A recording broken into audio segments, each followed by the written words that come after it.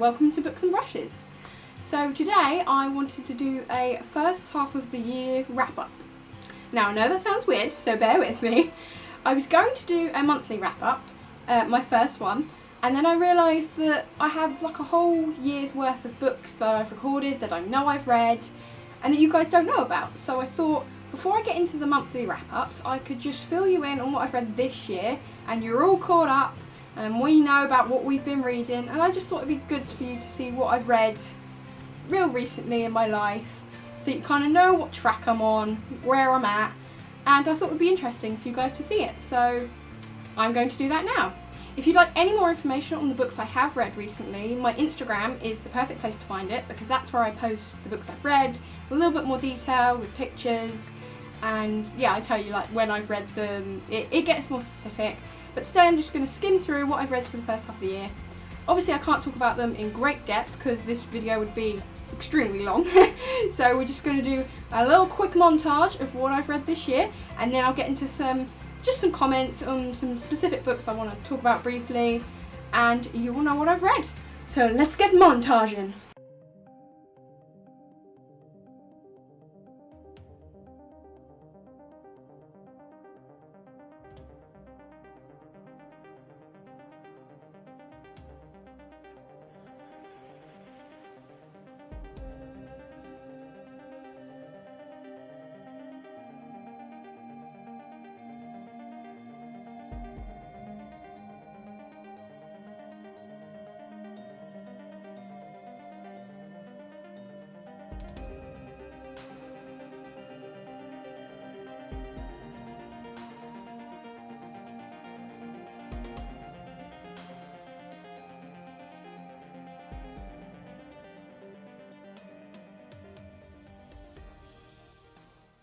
Okay, so as you can tell from my montage, if you remember back to January, I read these. Now, the last book I read in December was obviously Shadow and Bone, so I continued the series to read these.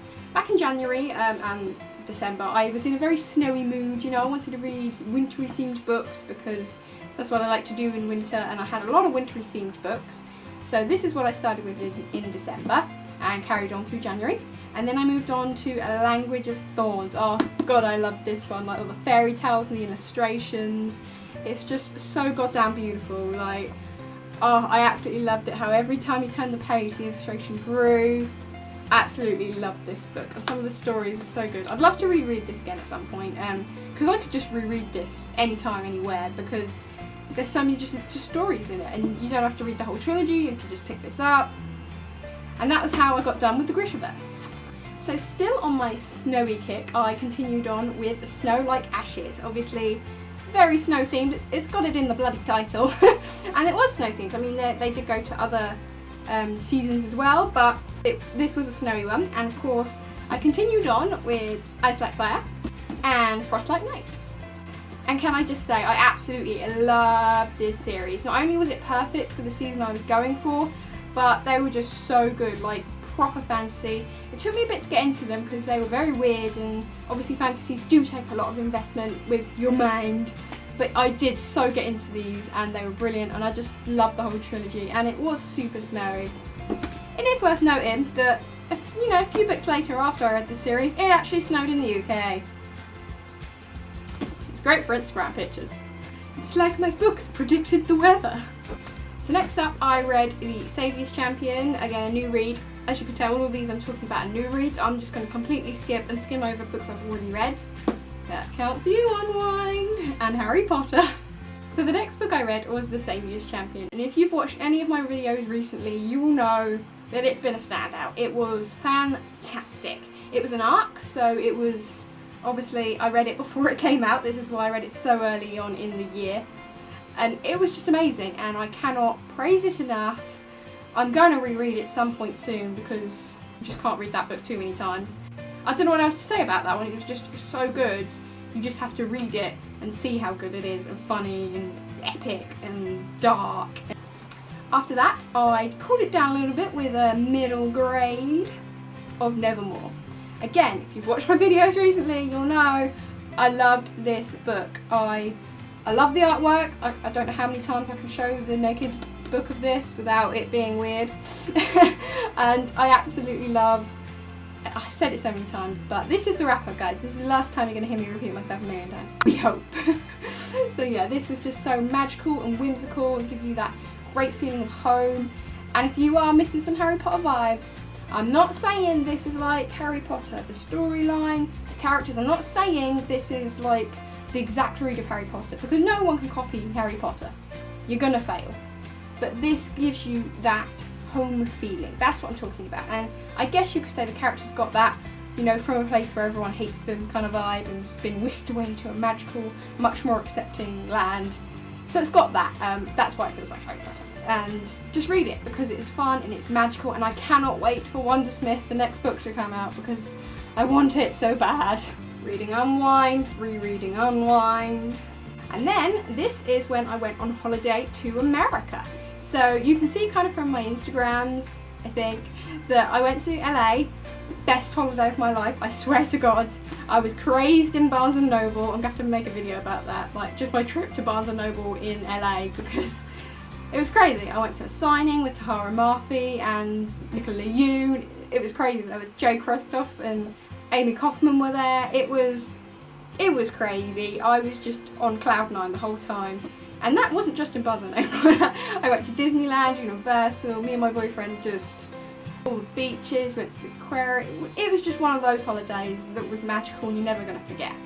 And so obviously I didn't read much while I was there, but on the plane there and back I did manage to read The Running Man by Stephen King, well, Richard Bachman. Now, my boyfriend loves the movie of this, like loves it. It's an Arnie Schwarzenegger film and it's basically cheesy one-liners. He cracks up laughing because he's simple. But yeah, this book I knew wasn't going to be that because it's Stephen bloody King. So that's why I was so super curious on the difference. And this was like a dystopian and I'm like, huh, that doesn't sound like the movie, it sounds more like my kind of taste. So I read it and holy hell, it was definitely dystopian and intense and dark. So dark. Nothing like the bloody movie, which, is obvious. And yeah, my boyfriend kept asking me, what are the differences between the book and the movie? And I'm always like, the movie always gets it wrong, I told you. Because book snobbery. But yeah, this was interesting. I liked it, but I didn't love it. And also I remember just being so tired while reading it because I thought I was going to crack out loads of reading on the plane. Didn't, because I was just so tired, like I couldn't read, like my eyes would not stay open. I had to listen to things and watch things because I just could not concentrate on the reading, which was really sad because I love usually reading while I'm travelling, so that was really annoying. But I did crack this out. Yeah, this was like kind of the only real book I read in March. I reread it on my Kindle, but this was the only like physical book I actually got to reading, I think. I'll correct myself if I'm wrong, but I think that was the case. And yeah, that's what I read on the plane. Now next there were those Harry Potter books, which I finished up on audiobook. So it's been March, must have been the last time I read those, or listened to them. So that's been too long. I need to re-listen to the Harry Potter audiobooks because slipping. But after that, it's now April, and I read The Raven Boys. I was really looking forward to this. It's one of those I had and was just waiting for a chance to get into these, and I did. Totally weird and different and strange, but I loved it. I loved the whole series.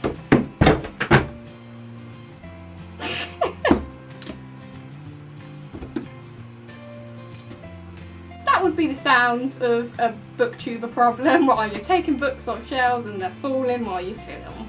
I've discovered so many booktuber problems while doing this. They're still moving, I'm not even kidding. Right, now that I think we're semi-safe, where was I? The Raven Boys, Dream Thieves, Blue Lily Lily Blue, and The Raven King.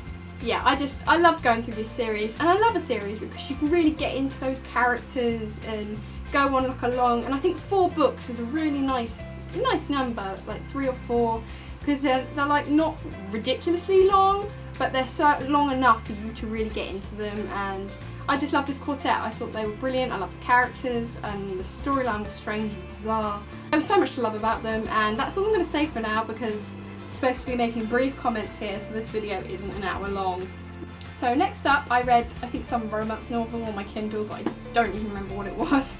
And then I moved on to Star Wars The Force Awakens novelisation, one I bought in LA. This was so cool because I love Star Wars, especially the new trilogy. I absolutely love them. And this was, it was reading the movie, which was amazing because I love that movie and I'm a book nerd. So reading it was just perfect. It was everything I could hope for, and it really got into some great details, things I really didn't expect to get into. Yeah, I love the novelisation of this. I thought Alan Dean Foster did a great job with this, and I just really loved reading it. So that romance novel and that Star Wars one I started reading in May, and the next book I read in May was Out of the Blue by Sophie Cameron. Again, I've mentioned this before, brilliant story, recommended to me by the woman who works in my local Waterstones, who I love talking to in there, and she told me about this one. I'd never heard of it or seen anywhere. It's about a modern world where angels start falling from the sky, and the whole scientific world has gone mad, biblical world, everything's just crazy. The angels die, they don't survive when they hit the earth, and people like selling feathers, and it's all gotten rather, the angels are treated like things, and one girl's father, like an angel hunter, and he wants to find one, and she hates it, and she's going through trauma and a lot of crap, and she's the first one to find an alive angel, and it's such a good story. And yeah, the woman in the Waterstones told me that apparently the author got the idea from the Lynx advert, which is amazing if you've seen that. And I love the honesty there, like, oh, I dreamt it. No, she got it from an advert, which is hilarious. And I love this book. I recommend it to anyone. Brilliant read. And it was a great UK read as well, because a lot of books are set in America, so it's nice to have a book that was set in Edinburgh. So it's nice to have a UK read, and I absolutely love this contemporary. If you fancy contemporary, I don't know. The last book I read in May was Wonder Woman by Leigh Bardugo. Now, I've mentioned this one before and how much I loved it, how much it wasn't what I expected. It wasn't superhero-y, it was superhero-y, but it wasn't like classic Superman, Spider-Man. It was more like fantasy mythology, super epic girl who's being badass, and like this crazy story, and I absolutely loved this. It was fantasy, it was mythology, it was strength, it was power, it was just brilliant, and I was completely sold on it. Like everything, it was like the perfect mix of like a contemporary setting and a fantasy setting, and I don't know, it just suited me perfectly, and God bless Leigh Bardugo, because I loved this. So the first book I read in June was This Mortal Coil. Now, I love this. I think I bought this like at Christmas last year, and I've been waiting to dig into this one, and I had no idea what it was about. It was one of those few books which I have no idea what it is before I go in, because usually I know, but this one I didn't, so that was kind of fun just to see what it was. And of course it was a surprise because I had no clue what it would be, and it was it was extremely dystopian and apocalyptic, and also very sciencey. There was this disease, and it was all about genes, and like the genome makeup of people and DNA, and very scientific. I loved the read. I loved reading that the author actually knows her science, which was fun because that was a suspension of disbelief that there were parts of it that were very like, whoa, could that be real? But I just kind of let that go. Once you did, you could just dive in and just be like, wow, and agree with the amazingness. And once I knew that the author actually knew her science pretty dang well,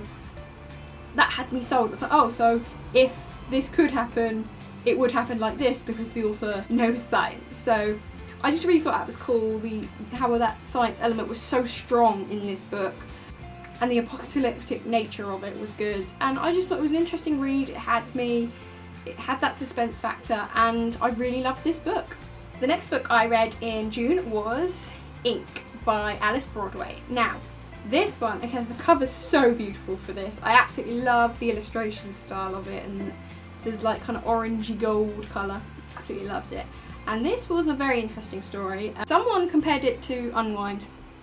So as soon as I found that out, I immediately read it. It was nothing like Unwind, but I still enjoyed it. And it's about a world where people get tattoos on their skin when they have certain life events or things that mean something to them, milestones in their life. and not getting tattoos is like a sin. Like, you have to show it. It's like you're a liar if you don't represent your life on your skin. There's this whole conspiracy with someone who's like, their skin has lied and he's had like a past that's not written. And blanks, the people who do not have tattoos, are like fairy stories. They're like vampires and ghosts because they shouldn't exist, and they do, but I don't think they know they do. That gave me a very Delirium vibe, what with the invalids and that. But yeah, this one was really, really interesting. The end left it really open, and I've got the sequel now. It just arrived in a box yesterday from Amazon. So I've got that one now, so I'll have to read that really soon. Really like this book. And I love the arty aspect of it. Again, love books have art in it. I've read so many recently where there's been an artist or an arty theme. And of course there's tattoos, and the main character of this wants to be an illustrator. So of course I love the arty aspect of that, and that's always worth noting. And so the last book I read at the end of June was Peggy and Me by Miranda Hart. So a non-fiction, shock horror. As you know, I usually read fiction, YA, dystopian. But yeah, every now and then I do read an autobiography, and this was one that I've been meaning to read for so long.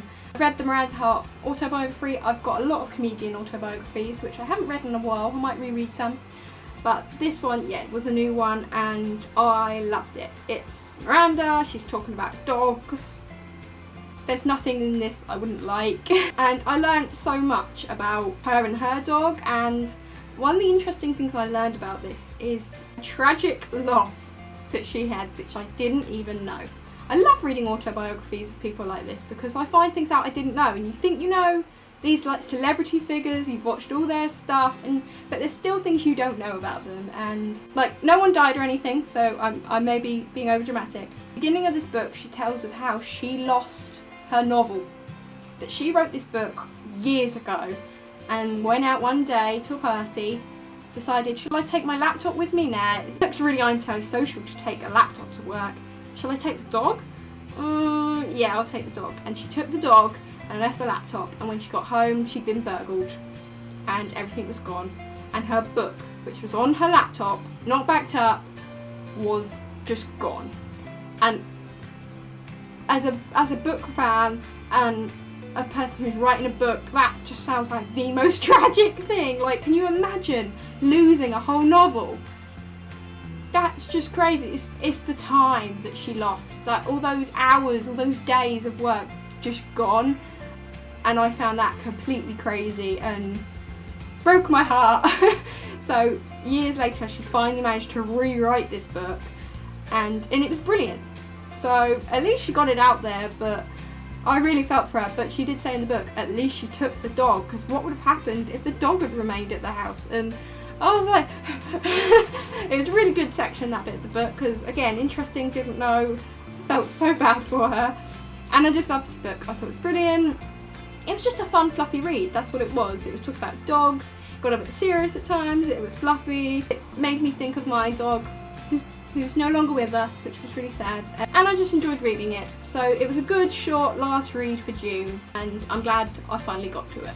So that's what I read in June, and next up we have July, and I read Zero Repeat Forever.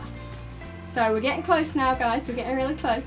So this was the first book I read in July, and it was an alien invasion story.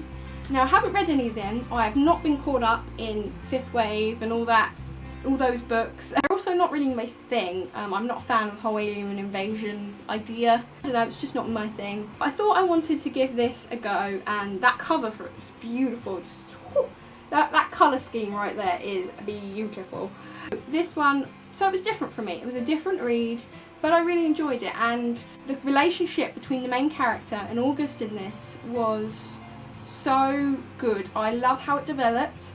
It was a very slow burn and a good one. In fact, it was almost too slow. Like, I was like to the main character, come on now. You know he's nice. He ain't like the others. You know. And I don't know, I just loved the way they played it. The ending was, I'm not even going to say because spoilers, but yeah, it was dramatic and intense. A lot of death, a lot of sad times, and I just thought it was done really well, and I really enjoyed it for what it was. And that's it, guys, the last book I read recently in July. I'm on to a new book now. This was my last read, and that was All the Crooked Saints by Maggie Stiefvater. Now if you watched my last video, you'll know that this broke the mould. As you can tell by the ratings I've been putting up on the screen while I'm talking about these books, I've had a long stretch of like 7 out of 10s, great 4-star books. And this one did break that mould. It wasn't bad, but I don't know, it didn't emotionally invest me. I thought it wasn't like super interesting. The setting was cool, but I don't know, there was something about it that didn't grab me. The topic, the subject matter, the characters, I don't know. Whatever it is, I just wasn't into it. It just didn't hook me, didn't make me feel for it. And of course, the more I read it, the more moments, there were parts that made me go, oh, but nothing that got me, and that's really sad because after The Raven Boys I really wanted to love this, but I just didn't. And at the end of the day, as a reader, you know that you can't read amazing books all the time. You're going to get to a stage where you read a dud, and that's just the way it is. And maybe someone out there loved this book, so it really connected with someone else, and that's brilliant, but unfortunately it just didn't work for me. And so that is all the books I've read this year, and right up until what I've read recently. Right now I'm reading, or rereading should I say, The Darkest Minds, because you know what, that movie's coming out soon and I thought I'd reread the series before it did. I don't know if that's a mistake or not, but we'll find out. I thought, yeah, I'd reread it. It's been a long time since I read The Darkest Minds, not as long as some people probably, but it's been a while and I've forgotten a lot of details, so I'm rereading it, and then hopefully I'll watch the movie and hopefully too much won't be changed.